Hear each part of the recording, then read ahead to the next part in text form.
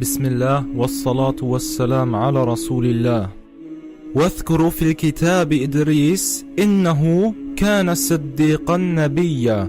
Und gedenke im Buch Idris, er war ein wahrhaftiger und Prophet.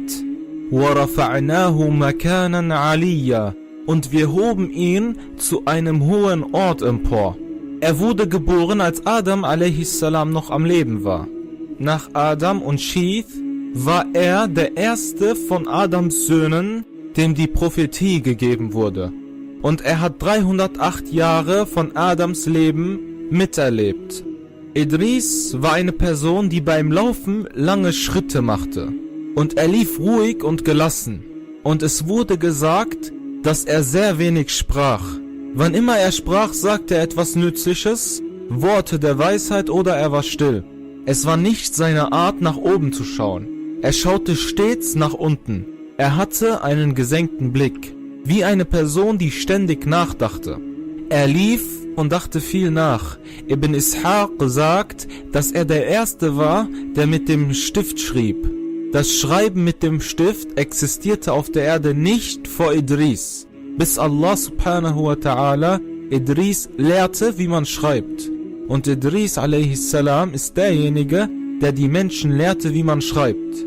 Als Idris sah, wie sich die Verdorbenheit immer weiter ausbreitete, besonders unter den Leuten von Qabil, und das Übel verbreitete sich sogar unter den Leuten von Idris. Also erklärte Idris a.s.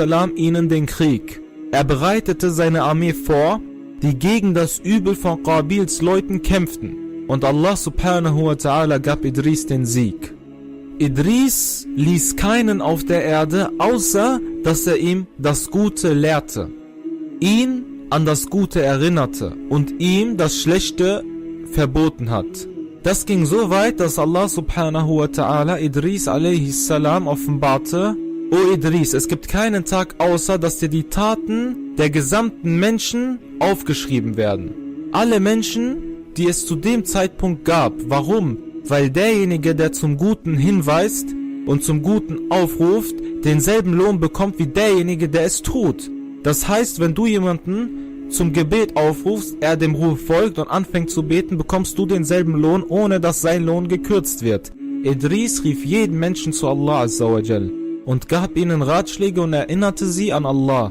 So kommt es von jedem, der Gutes tut, in die Waagschale von Idris a.s. Er dachte sich, wenn ich noch mehr Zeit haben würde, wenn ich noch länger leben würde, dann könnte ich noch weitaus mehr erreichen als das.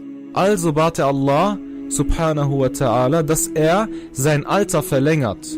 Und eines Tages sah er einen Engel.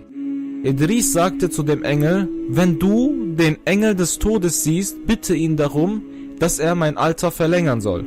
Idris wusste, dass jeden Tag die Taten aller Menschen auf seiner Waagschale sind. Er wusste es. Stellt euch vor, wie schwer die Waagschale von Idris a.s. sein muss. Also sagte der Engel zu Idris: Warum steigst du nicht mit mir zum Himmel?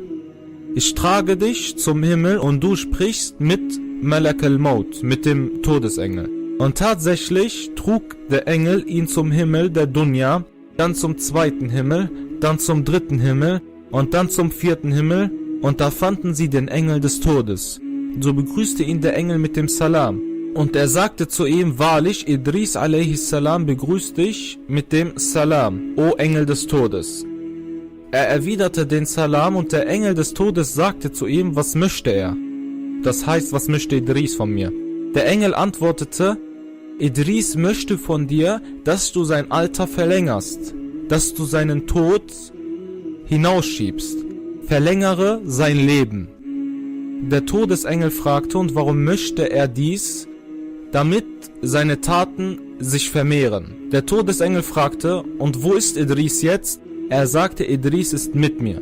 Und der Engel war im vierten Himmel. So sagte der Todesengel: Subhanallah, Subhanallah. Er antwortete: Warum? Der Todesengel sagte: Mein Herr hat mir befohlen, dass ich die Seele von Idris im vierten Himmel nehmen soll. So sagte ich zu mir selbst, das heißt, der Todesengel fragte sich selbst: Und wie soll das gehen? Idris ist auf der Erde und mein Herr befiehlt mir, seine Seele im vierten Himmel zu nehmen. Der Befehl ist merkwürdig. Ich stieg also immer weiter runter, von Himmel zu Himmel, während er aufstieg von Himmel zu Himmel. Und so trafen wir uns im 4. Himmel. Der Engel, der Idris trug, fragte, und wie viel ist von Idris Alter geblieben? Wie lange hat er noch? Der Todesengel antwortete, ihm bleibt nicht mehr als ein Augenblick. So nahm Allah subhanahu wa ta'ala seine Seele im 4. Himmel durch den Engel des Todes. Und Idris blieb im 4. Himmel, bis der Prophet Muhammad sallallahu alaihi wasallam im Mi'raj, das heißt in der Himmelsreise, an ihm vorbeiging. So grüßte er ihn mit dem Salam und sagte, willkommen rechtschaffener Prophet und rechtschaffener Bruder. Sallallahu alaihi wasallam. Und das meinte Allah mit seinen Worten über Idris, وَرَفَعْنَاهُ مَكَانًا عَلِيًّا, und wir hoben ihn zu einem hohen Ort empor. Welcher Ort? Der 4. Himmel. Er war ein wahrhaftiger Prophet, der im 4. Himmel starb, alaihis salam.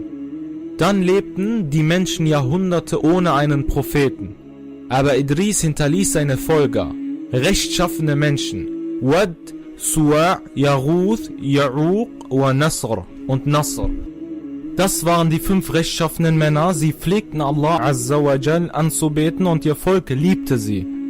Als diese 5 rechtschaffenen Menschen starben, kamen die Shayatin zu ihrem Volk. Da sagten sie zu ihnen, stellt für sie Statuen her.